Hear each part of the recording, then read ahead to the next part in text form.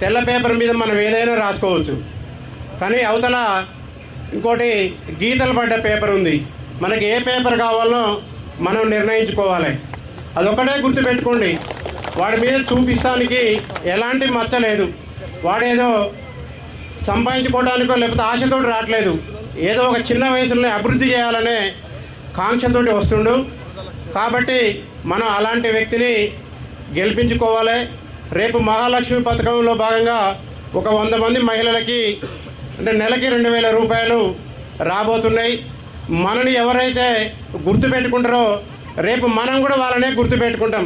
అలా ఎలాంటి అనుమానం లేదు. రేపు ఓట్లకి 1000, 2000 ఇస్తే కకృతిపడి మీరు మంచి వ్యక్తిని కాకుండా ఇతరులను గెలిపించుకుంటే మాత్రం చాలా ప్రమాదం ఉంటుంది. భవిష్యత్తులో కూడా మనం అభివృద్ధిని కోల్పోతాం. కాబట్టి మచ్చలేని నాయకుడు వెంకటరామరెడ్డి గారిని మంచి మెజారిటీతోటి మన ఒక ఇంట్లో అబ్బాయి లెక్క భావించి మన అందరం కూడా గెలిపించుకోవాలని కోరుతుండే అవకాశం ఇచ్చిన అందరికీ కూడా నమస్కారాలు. నమస్కారం తెలియపరుస్తా ఉన్నాం. ఈరోజు సమయం తక్కువనే ఉంది. ఎందుకంటే గ్రామ పంచాయతీ ఎన్నికలు చాలా ఊళ్ళు తిరిగేది కాబట్టి 2-3 విషయాలనే మాట్లాడతాను. ప్రధానమైన సమస్య ఈ ప్రాంతంలో ఎన్ఎస్పి కెనాల్ ద్వారా నాగార్జున సాగర్ ద్వారా ప్రాజెక్టు ద్వారా ఇక్కడ నీటి సమస్య, సాగునీరుకు నీరు కావాల్సిన అవసరం ఉంది. ఇది మధ్యనే ఉత్తమ్ కుమార్ గారితో దీని సమస్య గురించి 3-4 మీటింగ్లు అయినాయి. త్వరలోనే ఈ ప్రాంతంలో ఉండబడిన నాయకులను తీసుకొని ఉత్తమ్ కుమార్ గారి కాడ ఒక సమావేశం ఏర్పాటు చేసి తప్పకుండా ఆ కార్యక్రమం తీసుకునే బాధ్యత కాంగ్రెస్ పార్టీ తీసుకుంటుందని కూడా ఒకసారి తెలియపరుస్తూ ఉన్నాం.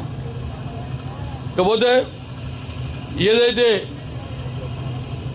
కాంగ్రెస్ పార్టీ ప్రభుత్వం తెలంగాణలో ఇది మొదటిగా తెలంగాణ రాష్ట్రం ఏర్పడినాక వచ్చిన ప్రభుత్వం, గతంలో తెలంగాణ రాష్ట్రంలో పరిపాలించిన రేషన్ కార్డు ఇచ్చిండా ఇవ్వలేదు.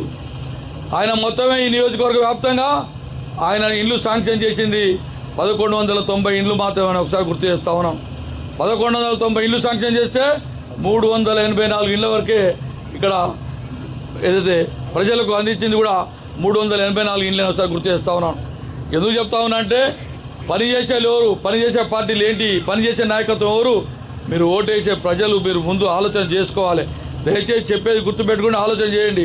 ఆయన ఇచ్చింది ఎంతమ్మా? 384 ఇండ్లు మాత్రమే జగదీష్ రెడ్డి గారు ఇచ్చింది ఒకసారి గుర్తు చేస్తా ఉన్నాం. రేషన్ కార్డు ఇవ్వలేదు, ఇండ్లు ఇవ్వలేదు. అంతే కదా. మన పార్టీ ప్రభుత్వం, కాంగ్రెస్ పార్టీ ప్రభుత్వం 2023లో ఏర్పడ్డాక ఇక్కడ అతి స్వల్ప తేడాతోటి ప్రియతమ నాయకులు దివంగత దామోదర్ రెడ్డి గారు ఓడిపోవడం జరిగింది. 4200 ఓట్లతోటి ఓడిపోవడం జరిగింది స్వల్ప తేడాతోటి.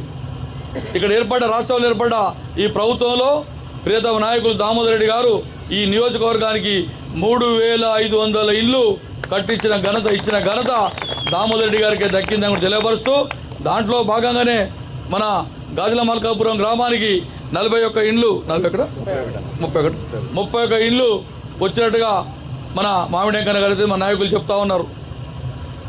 దయచేసి అర్థం చేసుకోవాలి. రేపు మీరు ఇక్కడ అభ్యర్థి కత్తెర గుర్తు మీద పోటీ చేస్తున్న నాతాల వెంకటరెడ్డి గారిని కత్తెర గుర్తు మీద గెలిపిస్తే మీరు కట్టుకునే ప్రతి పేదవానికి కూడా ఇల్లు ఇచ్చే బాధ్యత తీసుకుంటామని కూడా తెలియపరుస్తాం.